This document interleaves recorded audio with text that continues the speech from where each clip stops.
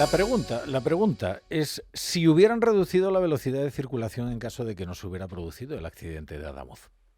Y sí, es una pregunta retórica. Hoy Adif ha tomado una decisión probablemente necesaria, pero sin duda comprometedora. Aplica a los operadores ferroviarios de alta velocidad limitaciones temporales a 160 km/h en uno de los tramos con más vibraciones de la red. El gestor de infraestructuras ferroviarias obliga a Renfe, a Irio y a Wigo, a todos los operadores, a reducir su velocidad entre Cetina y Mejorada del Campo. Se trata de un tramo bastante largo, de 150 kilómetros, en la línea de Madrid a Barcelona, una de las más transitadas. Precisamente aquella donde anunció Óscar Puente que estaban preparados para alcanzar los 350 kilómetros hora. Lo hizo como un gesto triunfal. En esta era dorada del tráfico ferroviario, pues hoy ha tenido que desdecirse. Claro, esto se parece tanto a lo ocurrido con el apagón que casi da hasta vértigo pensarlo. O sea, el mix energético no tiene nada que ver con el apagón eléctrico que dejó en penumbra la península. Pero tras el apagón cambiamos el mix energético, no vaya a ser que se vuelva a producir un apagón. O sea, las vibraciones de la vía, denunciadas reiteradamente, no tienen nada que ver con el accidente de Adamuz. Pero vamos a reducir de urgencia la velocidad en la línea Madrid-Barcelona, no vaya a ser que la vibración en la vía vaya a producir otro accidente. De manera que no hay escapatoria. Si las condiciones de la vía son seguras, ¿por qué se limita ahora la velocidad? Si las condiciones de la vía no son seguras, ¿por qué se ha permitido circular a 250 hasta ahora y en ese tramo concreto o en esa línea concreta se pretendía llegar a los 350? Y sobre todo, ¿por qué se ha negado desde el principio que esa pudiera ser la causa?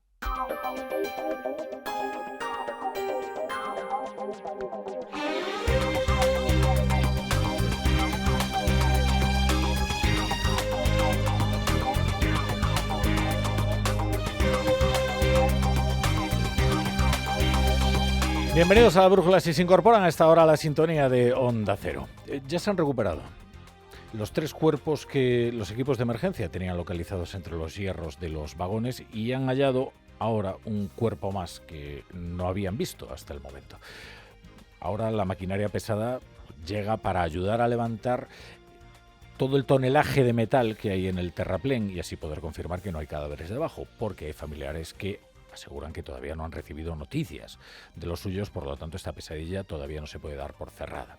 El balance se eleva, hay 42 fallecidos confirmados ya, pero continúan los trabajos allí en Adamuz, en la zona del accidente. Sari Turbide, ¿qué tal? Hola de nuevo. Buenas tardes. Los trabajos para remolcar el tren Irio desde la zona del siniestro en las vías hacia la estación de Villanueva de Córdoba han comenzado esta tarde tras levantar y enderezar los vagones del Irio con la labor de las 2 grúas de gran tonelaje incorporadas a las tareas, unas grúas para las que se ha tenido que compactar y preparar el terreno durante horas por la complejidad de la zona donde habían caído los vagones. En relación con el tren Irio, se inmovilizaba además el vagón 6 para analizar su posible relación con las causas del accidente.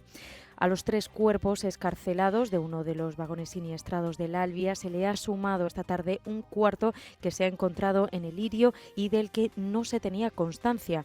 Cuerpos que han trasladado hasta el Instituto Anatómico Forense de Córdoba para practicarles la autopsia y verificar su identidad. Pero como les decía, hay familiares que todavía no han recibido la confirmación de la muerte de los suyos. Son tensas horas de espera y además esperando lo que es la certeza fatal de la muerte de sus allegados. Imagínense ustedes cómo se viven esos momentos, si es que pueden. La razón es que aún se está procediendo a la identificación de los cuerpos en el Instituto de Medicina Legal y mientras eso se produce, pues esperan o desesperan en el Centro Cívico Poniente Sur. El balance de fallecidos se ha elevado esta tarde hasta los 42. Hay denuncia de 43 desapariciones. ¿Cuál es la razón por la que todavía se da este descuadre? No es fácil saberlo. Puede ser la duplicación de una denuncia, que 2 personas distintas hayan presentado una denuncia por la misma desaparición, o sencillamente que aún podría haber algún cuerpo que quede por recuperar, que haya quedado sepultado por los vagones que se precipitaron por el terraplén y que ahora pues están tratando de levantar la maquinaria pesada que ha llegado en auxilio de los equipos de emergencia. Juancho Fontán, hola de nuevo. ¿Qué tal, Rafa? Buenas tardes de nuevo. Pues sí, los datos que les contábamos a las 7 de la tarde de ese balance de heridos no han cambiado. Siguen siendo 37 las personas que están hospitalizadas, 9 de ellos en la unidad de cuidados intensivos, entre los que se encuentran un niño y una mujer embarazada. Por otra parte, hablabas de esa cifra de denuncias, Rafa, de desapariciones, que sigue siendo la misma, 43 denuncias. Hace unos minutos el consejero de Sanidad de la Junta, Antonio Sanz, ha señalado que estas denuncias podrían coincidir con el número total de fallecidos en este accidente, por lo que, de ser así, todavía faltaría por encontrarse un nuevo cadáver. En todo caso, ha dicho que la cifra de fallecidos no tiene por qué coincidir con las denuncias de desaparecidos, por lo que desde la Junta prefieren ser prudentes. Antes, Rafa, les contábamos aquí la historia de Agustín, uno de los desaparecidos y trabajador del Alvia accidentado. Pero también hoy hemos conocido el testimonio de Osiris, que esperaba noticias de su marido Víctor. Ella es de Nicaragua, él de Bolivia, ambos estaban en Madrid y volvían a Huelva después de un viaje donde vivían desde hace más de 10 años. Iban a coger el mismo tren, pero al final, por un tema de precios, él salió antes que ella. La iba a esperar en Sevilla.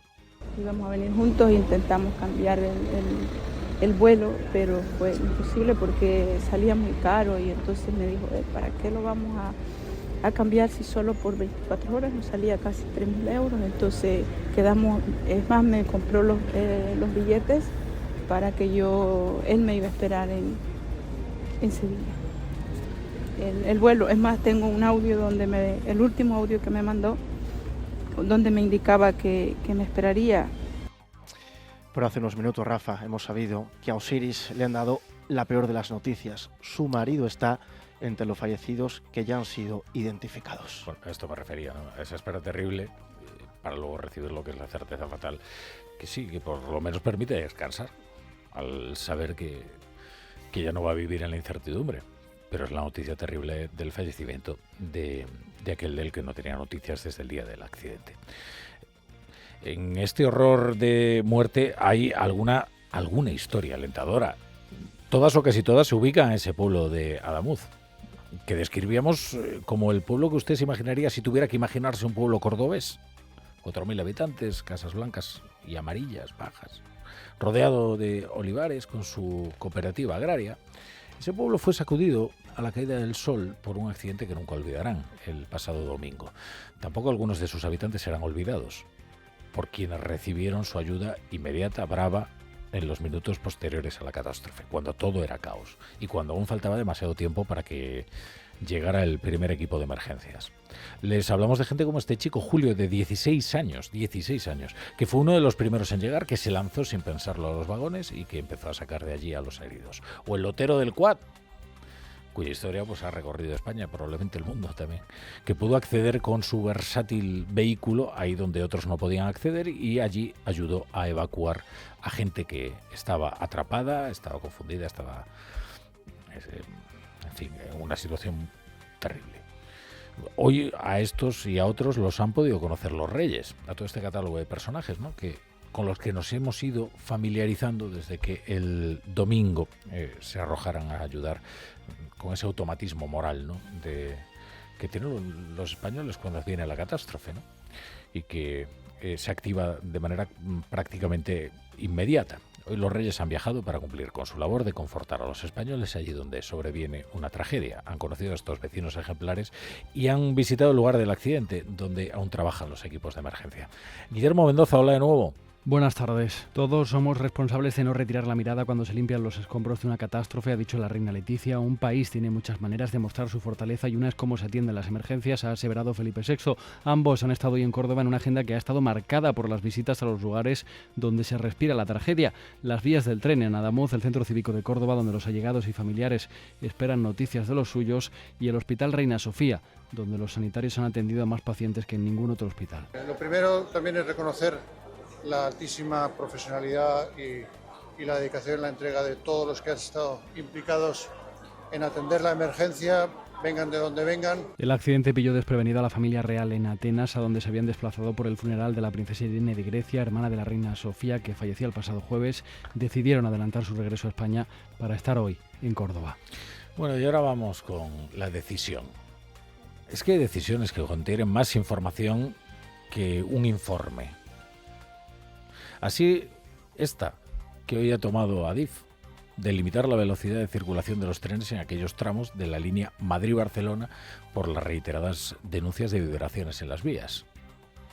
En ese tramo de Adamuz, donde se produjo el accidente, también había denuncias de vibraciones y de movimientos preocupantes en los vagones. Seguro que ustedes habrán visto alguno de esos vídeos en los que un usuario pone un objeto en la bandeja y ese objeto pues se mueve, graba cómo se mueve y preocupante y se cae.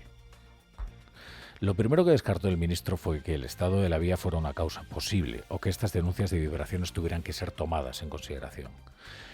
No sabemos si eso fue lo que ocurrió. Lo que sí sabemos es que lo descartó de inmediato. Desde luego, con esta decisión de limitar la velocidad en la línea Madrid-Barcelona demuestra lo contrario. Es decir, que es una hipótesis que aún se mantiene. Como ocurrió con el mix energético tras el apagón. No fue el causante, pero para que no haya otro apagón lo cambiamos. Manuel Pecino, ¿qué tal? Buenas tardes. Buenas tardes. El gestor de infraestructuras limita la velocidad a 160 km por hora en un tramo de 150 km en la línea Madrid-Barcelona, donde los maquinistas habían denunciado vibraciones. Hablamos de una cuarta parte del trayecto entre Mejorada del Campo en Madrid y Alhama de Aragón en Zaragoza. En Adamuz, mientras tanto, sigue el trabajo de los investigadores. El ministro del Interior, Grande Marlaska, dice que la investigación se hace con rigor. Aquí todas las hipótesis en esos sentidos están abiertas. No hagamos conjeturas ni ningún tipo de presunción. Marlaska descarta sabotajes. Ahora mismo la investigación se centra en el raíl roto. Se están revisando los rodamientos y las marcas de la vía rota en las ruedas de los trenes que pasaron antes por la zona accidentada. A su vez, la Guardia Civil ha decidido retener para investigar el vagón número 6 del tren Irio, el primero que descarriló. El ministro Óscar Puente, en Onda Cero, insistía en las anomalías del accidente. De verdad, cuando digo que el accidente es extraño, es que no puede ser más extraño. Han pasado 3 trenes 20 minutos antes. Los sistemas de seguridad, si hay alguna discontinuidad en el raíl, una rotura previa que pase el tren, no han avisado. A todo esto, la asociación Liberum ha presentado en el juzgado de Montoro, en Córdoba, el que lleva el caso, una denuncia por un presunto delito de homicidio por imprudencia grave. En Onda Cero, La Brújula, Rafa La Torre.